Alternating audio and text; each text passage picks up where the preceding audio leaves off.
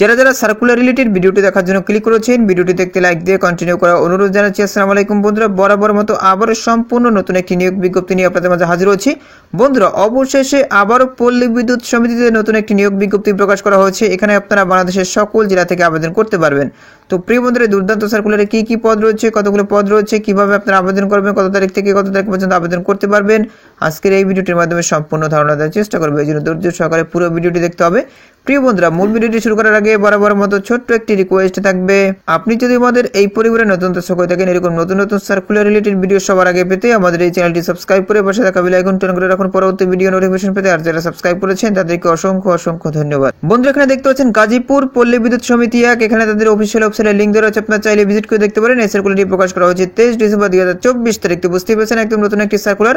আর এই সার্কুলার কিন্তু বাংলাদেশের সকল জেলা থেকে আবেদন করতে পারবেন। নিচে দিকে দেখতে পাচ্ছেন পদের নাম উল্লেখ করা হয়েছে।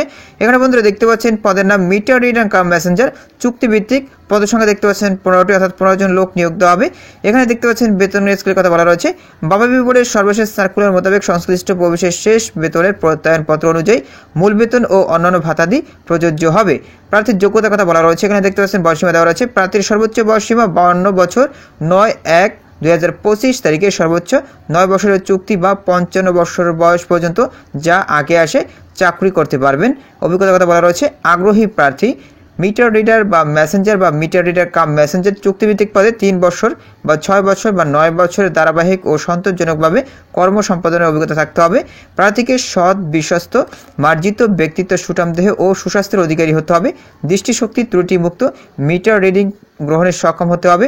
প্রার্থী নিজস্ব বাইসাইকেল থাকতে হবে এবং বাইসাইকেল চালানোয় পারদর্শী হতে হবে। প্রার্থীকে পাটিগণিতে মৌলিক বিষয় অর্থাৎ যোগ, বিয়োগ, গুণ, ভাগ ইত্যাদি সম্পর্কে সম্যক ধারণা থাকতে হবে। সেক্ষেত্রে কিন্তু আপনারা এই যে পদটি রয়েছে মিটার রিডার কাম মেসেঞ্জার, এই পদটিতে আবেদন করতে পারবেন।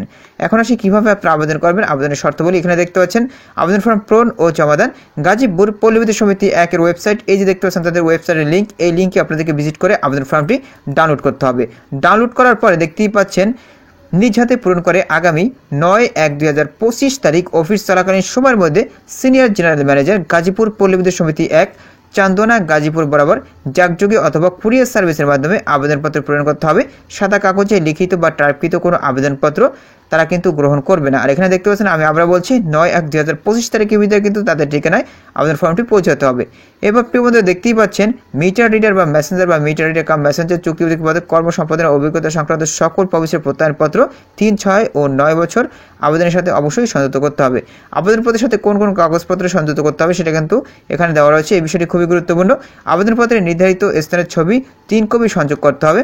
এরপরে প্রিয় বন্ধুরা দেখতে পাচ্ছেন শিক্ষাগত যোগ্যতার সকল সনদপত্রের সত্যায়িত অনুলিপি, জাতীয় পরিচয়পত্র বা জন্ম নিবন্ধন ও সত্যায়িত অনুলিপি, স্থানীয় ইউনিয়ন পরিষদ বা পৌরসভার মেয়র বা সিটি কর্পোরেশনের মেয়র কর্তৃক প্রদত্ত নেওয়াগত সনদপত্র, সিনিয়র জেনারেল ম্যানেজার কর্তৃক প্রদত্ত অভিজ্ঞতা সনদ যা এজিএম প্রশাসন বা HR কর্তৃক সত্যায়িত থাকতে হবে। তো প্রিয় বন্ধুরা, এই ছিল মূলত আজকের সার্কুলার। পরবর্তীতে নতুন কোনো সার্কুলার নিয়ে আপনাদের মাঝে হাজির হবো। সবাই ভালো থাকবেন, সুস্থ থাকবেন। আল্লাহ হাফেজ।